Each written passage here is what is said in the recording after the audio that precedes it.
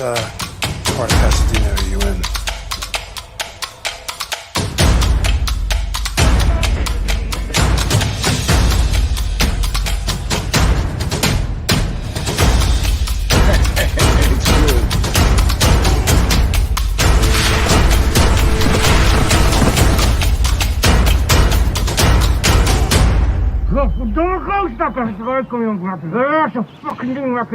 Dit is café.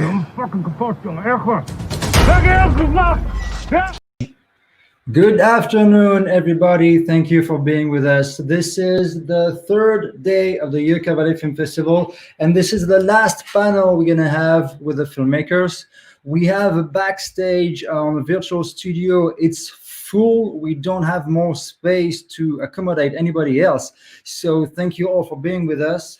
You've just been able to watch on the Zerb platform the experimental films. We had Sand in My Blood, we had The Dawn, Quick Fix, No Runners, and Things I've Seen in My Dreams. You've had a block with dance films with Paris You Got Me, Blank Canvas, Trapped, Shadow, and De-Eschatology. And we also had music videos with Nice Shoes, Lovemaking, and Off the Wall, That Won't Go. Welcome, everybody. We're going to have Gordon, Carlos, and Marisa, Kwame, Julie, Francesca, Nicholas, Alexandria, and Kyle. Welcome, everybody. How are you? Great. Good, thank you. I would just like to start by testing the mic with Alex. Alex, do you hear me? Yes. Okay, perfect. Kyle, do you hear me? Yes, I do. Excellent. Thank you for being with us. It looks like a full room. I love it. I mean, it's kind of cool to have everybody with us, and we have people representing each and every block. It's kind of challenging because dancing and music videos and what we call experimental, it's kind of a mix in between video achievements and video filmmaking that can do stuff that are very different from one another. Music videos don't have really the necessity to make it narrative. You can do pretty much anything you want. The dance films, it's a pretty open genre. You can do anything you want. And the visual arts film, it's kind of the same. There is no boundaries. So it's going to be, I think, pretty cool to talk with all of you. Let's start with Gordon. Can you tell us, I know you, but can you tell to everybody who you are and where you are? Do not pitch what you've done. I just want to know who you are and where you are, okay? I'm Gordon Clark, and I'm in Joshua Tree. Excellent. And you've done Sand in My Blood. Correct. Okay. Carlos and Marisa. We're Carlos and Marissa, Hi. and we're in Jacksonville, Florida right now, and we are the choreographers and directors of Trapped. Okay, a dance film. Francesca.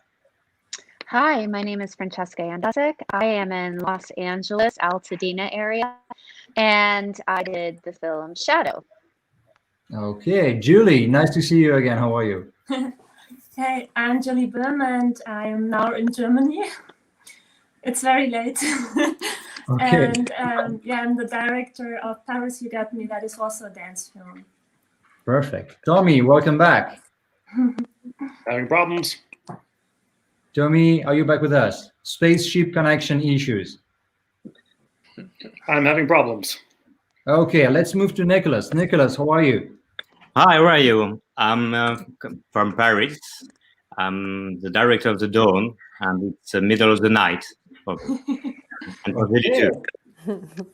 Alex. Hi, I'm Alex. I'm in Montreal, Canada, and I am the director of Quick Fix. Okay, Kyle. My name is Kyle Cowling, and I am the director / cinematographer for the short film No Runners, and I am in Long Beach, California. Okay, excellent. I think we're going to have Tommy back in quite a few minutes.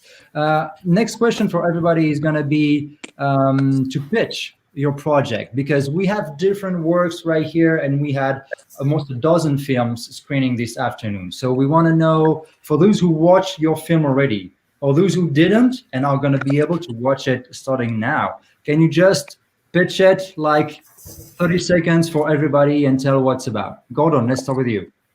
So Sand in My Blood is, I found this guy, Sean Wheeler, who is a local talent from this area.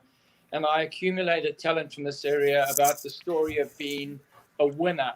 And essentially, it's this young girl that discovers a trophy. And his narrative words are, I'm the greatest, yes, I'm second place. Essentially, that we're all getting trophies for no reasons. We're giving out things to people. Yeah. And for this young woman going through this journey, she discovers something that essentially she doesn't need. Okay, nice pitch. I like it. It kind of reflects the movie, the way I perceived it. Carlos and Marisa, so director and choreographer of Trapped. It's I'm gonna keep that for later. Can you pitch it? Yeah, so Trapped is definitely inspired by the more recent times we're going through with world catastrophes and social dilemmas, especially COVID-19. That inspired us to do a minute piece, feeling trapped. It's hard to make decisions on what's right and what's wrong to do with so much information in front of us. So we kind of put that into a literal way with the way we put the choreography out, with the dancers being trapped in boxes. So we tried to get as much as we could with choreography to tell much of the narrative as possible. Okay, I like it. Nicholas, can you pitch The Dawn? I know it's difficult. I've been asking you that already, but can you pitch it? Yeah, in few words, this is a story of a famous painter of Dawn who lives alone, no sign of life, of children, of wife, and it seems to have always lived in his art studio, painting his day begins. But one morning, and he's finishing his latest canvas, the sun doesn't rise, and the troubles start. Okay. Francesca, how would you pitch Shadow? Well, Shadow comes from the idea from it came from the idea that you have to wall. This is a myth. This is a legend that you have to wall someone into a building in order to make it stand.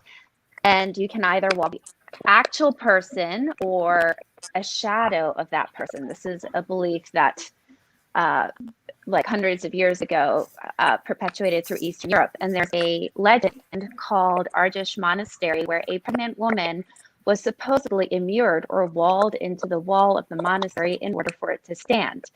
So in this particular film, it is the interplay and fight between shadows. And for me personally, it was between this idea of reproduction versus art creation.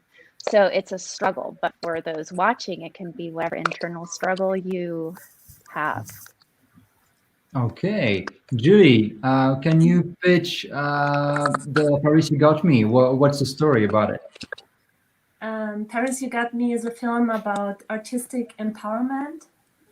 And you have a young lady, Xenia, she's dreaming of being able to dance, and she sees some red shoes in the store. And so that's her dream. And she meets a young guy, and he takes her in his world of artistic illusions that is also a dance through the history of art. And yeah, that's the story. And after the story, I don't want to spoil it. So okay, I get it. Some kind of very empowering film for dance and yourself. Yeah, and should also empower not only dancers but inspire people who don't dance. It works also. Alex, how would you pitch Quick Fix? Well, it's a very simple, short little film. It's a live-action stop-motion hybrid, basically where a coffee cup falls in love with the drinker, and let's just say it doesn't go as planned. I also don't want to ruin it, but yeah, it's really inspired by this. I think, well, there's a few things. I wanted to design a character that was, I was doing a lot of research on pareidolia, which is where you see faces and objects. And so I wanted to design a character that naturally looked alive, and I feel like these cups already look alive. And also, yeah, I had a coworker that would just drink so much coffee, and they would just pile up coffee cups. And part of me, of course, felt bad for the environment, but there was like a little side of me that just kept looking at the cemetery of abandoned cups and just being like, I feel bad for them, and they just felt abandoned. And it just kind of inspired this idea of like how we treat our vices, and imagining, like, we always say we love coffee and we love our vices, but like, how would we be in a relationship with them? And I thought that was a fun, silly little premise that people could relate to, and that's what inspired this film. Okay, Kyle, can you explain? Can you pitch a little bit your film?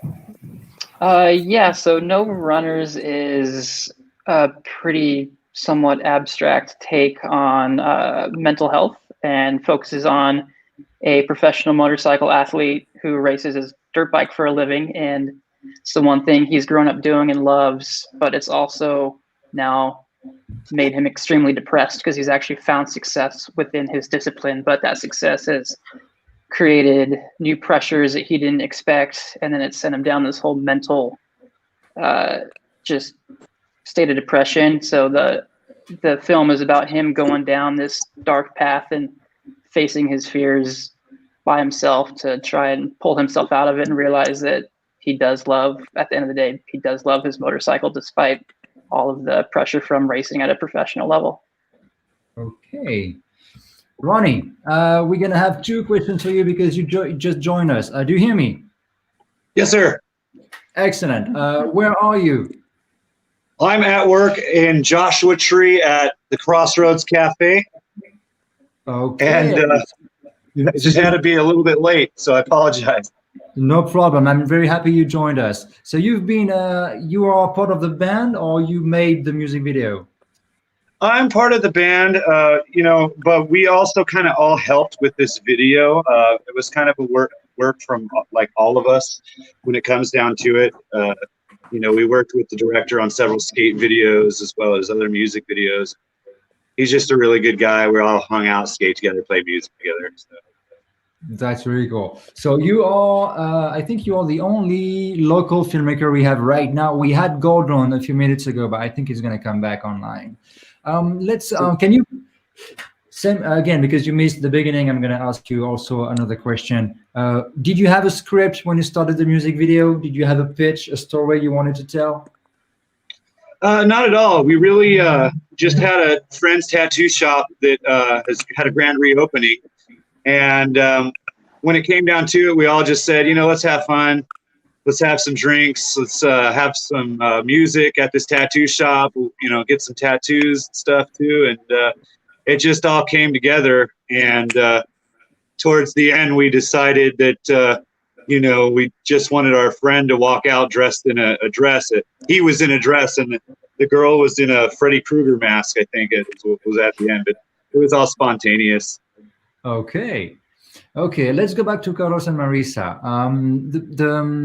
The dance film, it's kind of a long running. It's almost 10 minutes. And it tells a whole long story about a group of people being trapped, let's say, because of COVID. And the more the music goes and the more the dance evolve, they're going to free themselves. So is that a good pitch I'm making right now? Does it make sense to you? Yeah, for sure. Whatever the audience gets from a dance piece is always right. There's many different ways you can interpret dance and choreography. So that is one of the thought processes we had. With the choreography, there are sections. It builds and builds and builds. Yeah. And at the end, you do see that the one dancer we had, Libby, was the leader. And she was kind of the one to inspire the others and be the one who either sets an example or hides and cowers like everyone else. But she was obviously fed up with being trapped. So she made the decision to take away the danger tape and see if it's really dangerous. At the end of the piece, you kind of see some dancers falling down, some kind of decides to go back to their track boxes, some runs away off screen.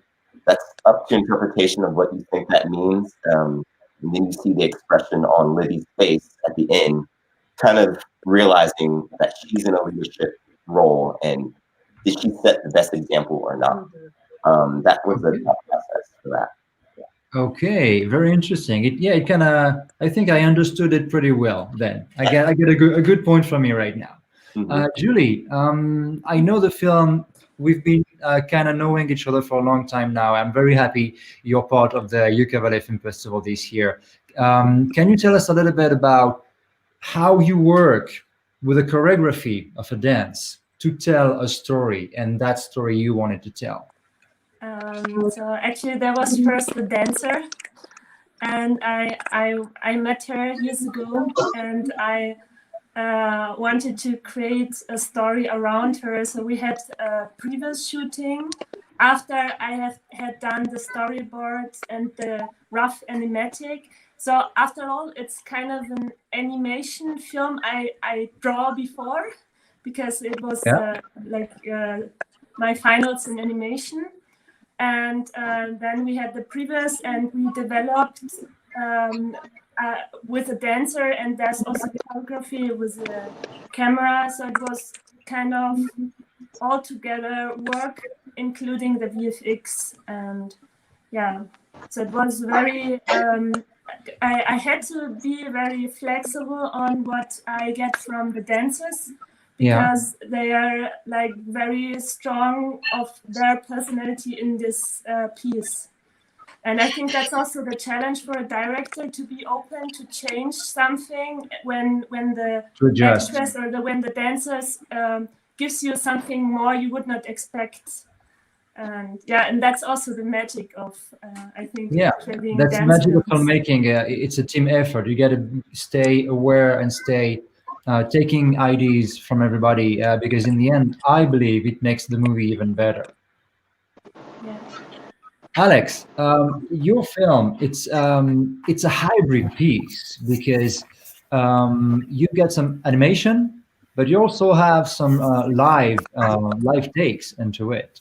So how did you decide to make it this way and not to make it, for example, full 3D or full animation? What was the process you had? I had no money. And so I really wanted to make an independent film that I owned. And I was trying to be resourceful. Building puppets is super expensive. And like this little guy took me forever. I wish I could open him to show you guys his armature, but anyway, really complicated builds. And so I had to prototype him a lot to be able to film him and make him move properly. And I thought it was really fun to be able to have an object. I'm a stop motion animator, but also have a tangible object. It just felt more realistic. And the idea stemmed from that concept of me being like, okay, how can I avoid building sets? How can I build a puppet to scale that would work in a live action environment? And so I wrote the script around that concept, and I paired up with, so I was producing the film, and then I paired up with my friend who's from a documentary background, because I don't really have live action background. So, and he didn't have any animation background. So it was great to have him as a good mix, a good team. Yeah, exactly. So he brought that as a DP. I was like, this is going to be great. And so we had a lot of fun doing that, because it was just really interesting. Like I taught myself how to composite, because usually I do full stop motion sets, everything. And this was like, I really wanted to try this. I've always loved animation, live action hybrids, you know, and in stop motion, I haven't seen it a lot. And I thought it would be a really fun idea. So it stemmed from budgetary restrictions. And then, you know, creatively, that's just how the whole story was written. And then I had a lot of fun with it. Yeah, it was a great experience. Okay, love it. It works. It works. The movie really gets you to the place you wanted us to go. Nicholas, tell me a little bit about Iggy Pop. How was it to work with Iggy Pop? First, it was amazing. Of course, he's a king. You know, while I'm writing the script, I immediately through of him. I can't tell you why, but for me, the painter was Iggy Pop. Of course, the meeting with him. Sorry? It was obvious to you. You told me before that you had a vision of Iggy Pop being that painter in the film. Yeah, of course, the encounter with him was the most beautiful thing we can have as a director, because it's a rough man. It's a really direct man, and I think he has been waiting for this kind of role, and that's why he was very involved in the world, and shooting was really an adventure with him, especially because all the shooting was by night, and I'm not sure he was. I don't think he understood. It was during the night, so I think maybe he believed you were going to be in a studio in a absolutely in an environment that everybody could work with, and but you wanted to shoot at night to get that vibe for real, and because you needed also to have more long hours to be able to make that film. Yeah, absolutely. And the main reason was I wanted to get him out of his zone of comfort, you know, because when you have Iggy Pop on a set, it's very difficult to avoid to have Iggy Pop in face to you. So I want to have the painter and not Iggy Pop. But at the end, I think we succeed because through this night, because during the night many things appears, you know, all the perception is different, and I think for him, he feel the character very strong, and I think he plunged into his character, and it was he dived into it. Yeah, I agree with that. He gave it to the movie. Thank you for that, Francesca. So you have that dancer, and you have the shadow, who's kind of taking its own life. Would you, as a filmmaker, because you made the film, would you define the shadow and the dancer as the same person expressing different feelings, or are they two different persons? This is a great question. So I would, when I created it and when I look at it now, I really see the shadows and I'll tell you this. This is a little secret that people might not know just looking at the film. But the very first shadow that walks into the screen is actually a shadow of me. Okay. So it's not one of the dancers. And then from that shadow, it like goes into the shadow, and then the dancer walks on, and the dancer has a shadow. And when the dancers dance together, they have shadows. So I feel like those two primary, the actual dancer is like the me, or the what's my reality, right? The who am I most formed? And then the shadow is like the forming of another possibility, of another reality, of another choice. And then the shadows that stem from them are all the possibilities, all the realities that could be if you chose to focus on them, make them alive. And so for me, that's kind of that came out of it. And it's really this idea of what is real and what is not real. And what is real is where you put your attention. What is real is what you choose to focus on, who you choose to become. And is that what you're going to do? Is that who you're going to become? Or are you going to kill that being and become someone else? So that's kind of this idea of the shadows coming to life, and this struggle of having to make the choice of who do you want to be? What do you want to be? Interesting. I invite everybody to go and watch this film and all the films, because what you just said is really, really helpful in getting to understand better the movie, or just to get another perspective, maybe different from what you may feel when you watch it. Ronnie, back to you, because I feel that maybe you got to go back to work at some point. Yeah. So yeah, absolutely. How do you make it happen? So you are part of a band in Yucca Valley. How do you make it happen in Yucca Valley when you want to kind of make stuff for your band happen? Okay, so I've been in this town since 1986. I moved here when I was 5, and punk rock has just not been okay here. Like, you couldn't just play punk or buy punk or skateboard, or it just didn't happen. So in order to have a video like this filmed, you really have to put a lot of work in, because people start calling the police. They get weird. It's a very old retirement area, very conservative, and they really aren't that welcoming to the whole punk rock scene as a whole. but I think it's funny because everybody involved in this film is from here, like bred here, born here. And we just come together and we make these music videos. This is our second music video with Zach Kupcha of Circulation Media, and he's great, man. It's a product. It's 100% a product of the high desert. Yeah, I mean, this is born and bred here. Everything that's on this video is like people from here, the shop from here, a bunch of punk rockers from here. So it's really cool. Like I said, we weren't allowed to do these things as a kid, and now that I'm older, we're the ones that run all the businesses, or we're the ones that work everywhere. So it's really cool. I mean, it's all us from here. It's cool. Thank you for that. If you want to watch the music video from Ronnie and his band, it's on Zurb, zurb.tv/channel/ I'm going to give you the address right here. Let's make it simple. You have the address on the screen. So it's gonna, every movie, all the movies we had this year are gonna stay available on Zurb through November 22nd. Kyle, can you tell me a little bit? Can you explain to me? Thank you, Ronnie. Thank you. Your movie, how would you define it? Because to me, it could be a short film, but it's not quite. Could be a documentary, but it's not quite. Could be considered an experimental film, but still quite not. So how would you, as the director, how would you describe it? I don't quite know myself, to be honest. It kind of takes the form of all these different categories in one. It's because it does have that documentary feel. It has a bit of a short film feel. It has that experimental feel.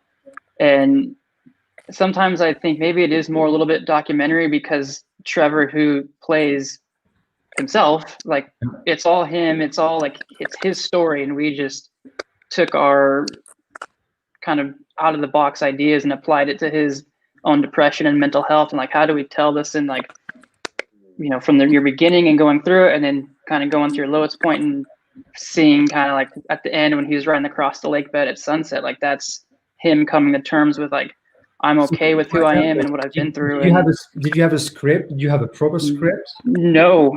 This was more like a mood, and you follow the mood and like we had probably spent honestly maybe only a couple of weeks talking about it, and I had come up with some ideas based on what he had been going through with his mental health, and I'm like, hey, here's basically like a synopsis of what I have. Are you down? He's like, yeah, let's do it. So I think we spent 5 months shooting it, but like one day a month, and we'd shoot, I'd come home, piece together what we shot, and then we kind of get a feel for like, all right, this is working, this isn't working.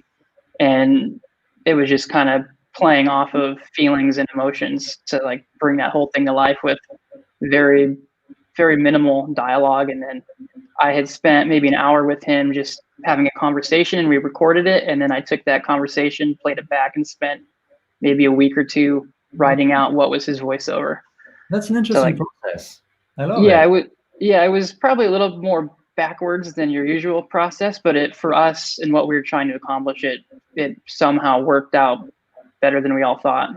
Like I said, when I introduced the panel, I mean, there's no obligation in making movies, so you can basically decide how you want to tell a story, and what you described just fits the freedom we can all have if we decide to take it. Yeah, and that was a big thing for us. It was just like, let's do, because we did this right when everything kind of went dark back in March is when we started. So I was like, let's just take our time and let's just do what we want to do and what we think feels true to ourselves, and whatever comes of it is what comes of it, and we'll be proud of it no matter what. Okay. Tommy, do you hear me, Tommy? I do indeed. Okay. I guess my computer wasn't Y2K compliant all this time. Oh, that's why. Can you, we've discussed this already, we've been talking Thursday, we've been live, you and I and Jonathan, the director of the video.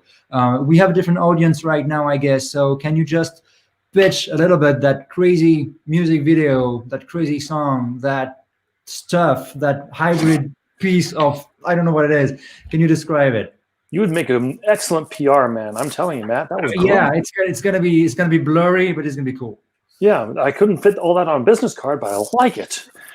Nice Shoes was what happens when you get a bunch of filmmakers together who are extraordinarily talented. I'm not. I use other people to be talented, of course. And they're bored and they come up with something that you can not possibly imagine or apparently describe. It's a science fiction music video with over 40 science fiction references in it. Shot in over 13 locations, dozens of people, lots of costumes, and a lot of security guards bribed for locations. Lots of bribery going on. Oh, yeah. Really? That's how you have to do it around here. In fact, I think I know more about bribery than I do about videos. You didn't tell me that. And I never know when you say something stupid, tell me if it's real or if you're joking. Okay, it's real. Okay, prove it. Prove it. Well, the Sepulveda Dam, where a lot of great movies have been shot, Escape from New York, Buckaroo Banzai, Fast and Furious Part 19,000. You can just go there, and there's a security guy there, and I gave him $50, and so we got to shoot there. Things like that. That helps. Okay, I'm gonna remember that. I think you just need $50 and you can have great locations. Oh, absolutely. Or the Bradbury Building in downtown Los Angeles, used in Blade Runner and a lot of great films. They don't let anyone shoot there unless you have an exorbitant amount of money. We just went there and told them that we were huge fans of Blade Runner. We're tourists from Nebraska, and could we take some pictures to send home? Of course, we're using a DSLR and rolling film, but they didn't know that. Yeah, I like it. I like it. Totally. Gordon, do you hear me? No, he was hearing me and it just disappeared. So maybe, Tommy, we're going to need $50 to make Gordon reappear. Do you have $50? Seems though that's probably more than my video actually cost. I don't think I have that. Okay. Next question is going to be for Julie, and then maybe we're going to leave you go, Julie, because it's very, very early or late in Germany. Paris You Got Me had an incredible career in film festivals. You have dozens and dozens of awards, and you won a lot of things, and the movie is just amazing. Would you imagine when you made that film that it would kind of follow you for years and you would still be promoting it and talking about it today? It's really funny because the production went like the story. Like at the beginning you had no one believing me I can finish this huge project, but after all it's like believe in yourself and you will succeed. Of course you need that important people, not too many, but like on the right position to get you through this. And and that's also how the whole festival, I'm very grateful. Like I was just traveling for 2 years before Corona, just with this film, and I met a lot of amazing people, and it's well deserved. It's well deserved. Carlos and Marisa, what would you say to?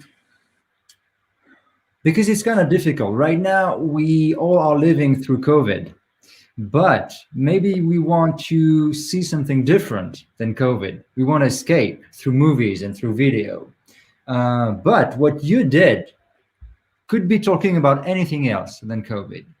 So how did you kind of find the balance between the message you wanted to say, wanted to give, and the perception of the actual entertainment we need right now? Yeah, so when we started thinking about the concept to inspire the choreography, we didn't want it to specifically label it just to COVID because there's so many emotions humans go through. And as dancers, what we do is we use our bodies to display those emotions. So to display something so specific as COVID, you can't literally do through physical movement. So that automatically makes it a broader topic for movement. So when we added the boxes in and the elastic in the boxes, and then the silhouettes when they turn into those red figures, we try to tap into different emotions so that we therefore broadened the concept of what you can apply the choreography to mean. For instance, the red silhouette thing is, some say it's they thought of hell or fiery passion, which could be applied to many different feelings. So we try to do different scenes to, again, broaden our concept of what the choreography can be applied to. Kind of the same question for Francesca. You try to tackle some heavy topic with the film, but still, when you watch it, it's kind of hypnotic in a way. The way it works, the way the camera moves, the way the dancer moves. How did you? What was the goal you had? Did you want to make a piece of entertainment? Did you want to make a piece of? Do you want to send a message? A little bit of both. Well, so my goal in making the film was to communicate. I'm very visual in terms of what I see, and I just saw this struggle of shadows, this struggle of possibilities, and then I wanted to share that. I wanted to communicate it. I wanted to explore, the artistic forms that they can make, the bodies in space with the shadows and all of that. So I think for me, I wanted to create something beautiful, something hypnotic, something a little disturbing in terms of, dance. Dance is a very abstract form, and I do think the movie itself was narrative, like the shadow struggle and one overcomes the other. But so it's very simple. And then, dancers being human can communicate emotions. It's nonverbal to communicate emotion to it from their own background, from their own life, from their own context. They're going to overlay that on any piece of art. And if it's an abstract piece of art, any interpretation is correct. There's no correct interpretation. So I come from a specific place. I have very specific inspirations, but I don't expect people to get those specific inspirations. I just hope that they were transported and that maybe it made them think about something in their own lives, or that they enjoyed the visual aspect of the film. Very interesting. Thank you.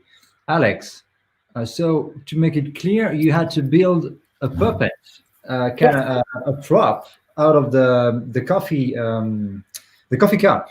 Mm-hmm. And you had to animate it to make it alive. Can you run us through the process of it? Well, it's a stop motion puppet. So there's like there's an armature. I wish I had the pictures, but it's I made this completely. Like, this isn't a coffee cup. This is like silicone. Okay, so you can twist it and turn it and shape it. Yeah. And I have I made a lid that had I could make little eyes and little mouths that I then add.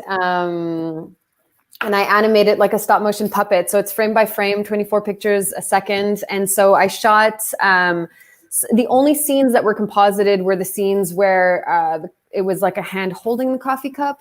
And then, so that was really tricky to try and get the same lighting, because a lot of them were tracking shots or moving shots. And so to try and I had never done that before.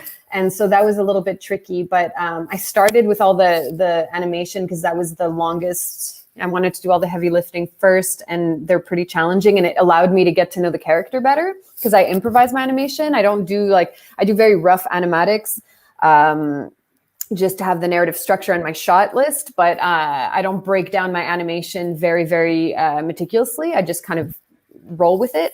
But what's funny is I actually had the film was originally 10 minutes. I had a bunch of dialogue. I animated all that dialogue. And at the end, I just realized I was the film just worked better without dialogue. And it wasn't adding anything to the film to have all that, even though the actor was great. And I think my animation was great too. The film just didn't need it. And it just was such an important lesson for me with, speaking of not having very detailed storyboards, just this idea of really locking down your animatic, even if it's not super detailed, just being sure of your choices because you're going to pay for it later in post. And so it was really interesting to be able to and I was producing and directing and animating and fabricating. So it's a lot to have all that on your shoulders. So it was something that I couldn't see straight as I was doing it. And it's only at the end in the editing room that I was just like, I don't need this dialogue. And it killed me to cut those scenes because I had some really beautiful scenes, but I was just like, you know what? This film is just working so much better if it's like short and sweet. The idea is just really silly and small and fun, and it's going to be much more powerful that way. So it was a harsh lesson, but I think that ultimately the film works better as a 3-minute film. Yeah, and once again, hearing everything you say, I invite people to go on Zurb and watch the films, because everything you guys are saying really makes sense when you've seen the movies. And if you didn't see them yet, just listening to that, go on Zurb and watch the films. I'm going to go back to Kyle. Kyle, where did you shoot the film? So we only had, I think, 4 locations total, 4 or 5. We shot in Trevor's parents' master bedroom for our all the stuff at his house, or at his parents' house, because he was in the outside, the outdoors set. So the last scene at the lake bed was out in Johnson Valley, which is in like the high desert in like just past Victorville, Hesperia.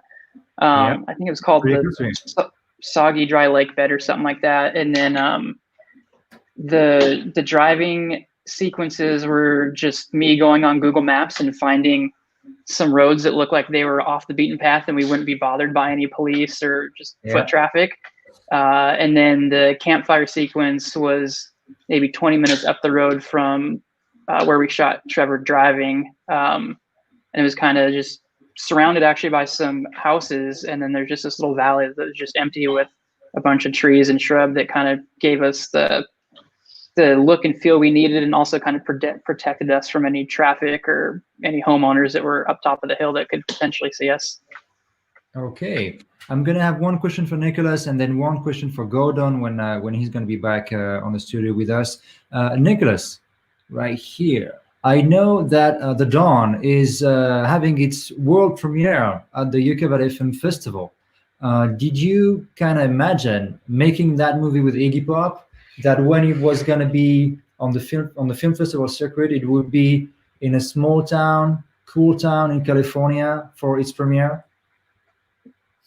I'm very happy, of course. It's a very good news for the film, and it's a very good premiere. And in 10 minutes it will be a premiere in Paris too, because it will be broadcast on France 2. Yeah, I've seen that on your Instagram. Congrats. That's big. France 2 is it's the second biggest channel in France. So very cool, and I'm very happy to be with you guys. Yeah, placing a film on the short film program on France 2, it's a major achievement, believe me. Congrats for that, Nicholas. Congrats Thank you. to you. You deserve it. Do we have Gordon back? Yeah, Gordon, do you hear me? Hello. Yeah, I'm here. Can you hear me? Yes, Hello. we can. Okay. You're a little bit frozen, but we can hear you. We're gonna try. Okay, I don't know why it keeps cutting out, but there I am. Okay. Can you tell me about how you got to work with these local artists here in the Joshua Tree, Yucca Valley area? Was this people you knew before? From last time, I'd come out of Africa and I'd done that short film. So coming here, I wanted to really engage the people of this area. So I'd gone to an event and I saw Sean Wheeler with his prose, this wonderful poetry. So I found a way in the small community of contacting him, and he was amazing. And so I started with him. I shot all of that stuff with him, and then I cut that together. And then I found Brianna Avaro, and she was a local singer that I'd seen at the Joshua Tree Music Festival last year. I included her, and I sent her just Sean's words. And I said, do whatever you can do with those words. And George Davies, who helped produce the film, was a musician, and he laid down some piano track, and we decided on piano and cello with Sean. And then I just kind of went about my own way, and I found at Ricochet, there was a woman, Alison, and her lovely daughter were walking down the road one day, and I was like, that's her, that's the kid. So I put together and I wrote the narrative about the words that Sean, these amazing words that he had written. And I just brought the whole thing together as a group of people and brought it to one. And that's kind of the way it ended up the way it is now. And I got to say, you are returning filmmaker to the UK Valley Film Festival, because you've been there on the first year in 2019, and you won last year also. Yeah. So very happy to have you back. Do you have guys? It's great to. This area is so full of creative energy, and I see this young fellow down here and other people, and it's just wonderful. There really is an incredible energy out here, and I'm tapping into it now. Last year there was another video by Son of the Velvet Rat. So I've just completed that one, but it's not ready, wasn't ready for the festival. So that's another film that I've just completed in black and white, and it's quite dark and dingy and fantastic. But it's all people of this area, and unfortunately now with COVID, everything's sort of locked up. But our little film, Sand in My Blood, speaks very much about this time and about winning, really. So I'm really happy with it. Do you have, guys, any question for your fellow filmmakers right here in this panel? Anything that somebody else said that you would like to catch up on and maybe ask a question or start another discussion? This is your time. Don't be shy, please. I just want to say this. I listened to most of it. I got cut off a lot. And it's just amazing that you've brought all these wonderful filmmakers to the festival this year. And I think you've upped your game, Matt, and wonderful. Congratulations. And all you guys seem amazing, and I look forward to seeing all those films. Thank you. I'm very happy because we have people. This panel is very international. And that was the goal from day one when we discussed with the town of Yucca Valley. We wanted to make it international. That's awesome. That's pretty cool. How about this? And embracing the locals as well. It's wonderful. I think it's a wonderful match. Thank you. Tommy, go for it. I think that when the whole pandemic's over, we're all vaccinated, I think we should all get together and have a party in Yucca Valley, don't you? Yes, please. I know. Yes. I know. Everyone. I miss humans. You have coffee cups. That's my new boyfriend. Yeah. Not the Anybody same. else wants to jump in? We have dance. We have kind of experimental. We have music videos. We have a mix of media. Anything else you want to say? Any experience you want to share? How did you, for example? How do you right now? How do you work because of COVID? What are you working on that's gonna make it possible for you to stay creative? Who wants to go with that? Scripts. Writing scripts. Okay, Tommy, scripts. Of course, you can write. You don't need anybody. So you're gonna be ready when it's over. Francesca? I'm working with a physical theater company called Cinetic Theater, and my husband and I were both members of them. They do amazing theater work, but they've started doing digital content and film. And so we are working on a film for them. And because of COVID, right, we can't have a large cast and stuff, but because my husband is an actor and I compose music and all of this, we have a lot of talents that we can put together. We are working on a short film. It'll be like 20 to 25 minutes based on Faust, but put into the modern day. And we are, because it's a small cast and we're trying to figure out creative ways to tell this story where we don't have, since, we're live in the same place, we can both have contact. That's one of the biggest problems is, having larger teams where there are a lot of people. We actually have like a pod where my husband and I, and then another friend who is a dancer and her husband who's a filmmaker and a cinematographer. So we are creating kind of like a team where we're basically in contact, living together, and then it kind of eliminates some of that. Makes sense. But yeah, it's very difficult if you want to do a larger project and there are more people involved. Yeah. Anybody wants to go with it? I mean, for me, like it allowed me to make my film having COVID because I got laid off from my job. Oh. So then I was like, I have no more excuses. I have to finish this film. And like, apart from the live action scenes, that was really tricky. All the animation, like I was shooting it at home for the most part. And so animation is pretty lonely. So you don't have to have contact with people. But as Tommy was saying, I've been writing a script as well. I've been developing a TV series as well with the National Film Board of Canada to pitch it to producers and distributors. And again, it's just been really hard to find the time to actually like properly write. Like you write your pitch doc, but to write like a spec script or whatever for the pilot, I've been having time to do that, and just catching up on those things has been really helpful. So we have no excuse for those aspects of it. We just have to do it. Absolutely. Carlos, Marisa, how do you do when you have a dance company, when you have so many people on the same floor? How do you do to work with COVID? Is it, I guess it's have to take a lot of precautions. Yeah, it's been hard. So, I mean, especially with Trapped, it forced us to get more creative. And, you know, we literally built them their own little quarantine box that they did. So, I mean, yeah, we did that. Yeah.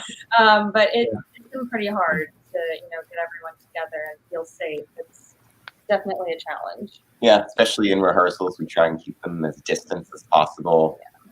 Wear a mask as much as possible, but then as dancers, it's hard to breathe because you need oxygen for your muscles to properly execute the dance choreography. There's other aspects of health that you have to worry about too. So obviously, we're washing hands every 30 minutes, taking breaks. It's tough. It's tough. Julie, I know you also do a lot of body painting and modeling. Does the current situation affect this type of work you do? Yeah, of course. I think 90% of my shooting trips got cut. But it this year was really great for me because I produced a lot, and my singer, my dancer, she asked me to. She's now getting more into singing with her band, and she asked me to do a music video this year for her. Good. And so we couldn't shoot in Barcelona, so we switched to animation. And and I'm planning for next year for her other song, and I did 3 films this year. Because I just came back from Africa, and then there was the lockdown. I shot there 2 films. And so I was very productive this year. 2 weeks ago, I did a remote shooting with a photographer from Canada, and I'm painting myself. So it's kind of like you deal with the situation and create something new, and you are special in this. And I think, you gotta find solutions to keep creative. Yeah, you find your solutions, and it's just a challenge. Yeah. Yeah. Well, guys, thank you so much for taking the time for being with us. We just spent almost an hour all together, and I mean, I could keep asking you questions all the time and keep discussing, but we have to stop at some point because we have to be ready for the results that we're going to announce at 7 p.m. tonight. So I just wanted to thank you once again. Thank you for your films. It's been a joy. It's been really great to be receiving the films when we were preparing the festival, and to be able to show the movies to the whole community here in Yucca Valley, and of course Joshua Tree Mongrel Lake in 29 Palms and all the high desert. Thank you, guys. I hope. Thank you very much. I hope to receive. We hope to see you next week. Matt. Well done. Yes. Thank you. Thank you so much. Thank you Thank so you, much. everybody. Thank you. Bye. Bye-bye. Thank you, you. Matt. Take care. Bye. If you want to know the results of the Yucca Valley Film Festival, this is going to be tonight, 7 p.m. Join me on Facebook. I'm just double checking. Yes, 7 p.m. We've had so many panels and interviews and everything. I'm a little bit kind of confused in time, lost in time. Tonight, 7 p.m. we're going to announce the results. We're going to publish them on the Yucca Valley filmfestival.com. You can tell this is the last day of the festival. It's kind of time to wrap this up. but we're going to be very happy to announce the results, and we're going to have just a quick wrapping thing on Facebook at 7 p.m. I'm not going to say more. Just join us 7 p.m. and then we hope you had a great festival. And if you want, all the films right here are going to be free to watch on Zerb until November 22nd. Thank you, everybody, and have a good one.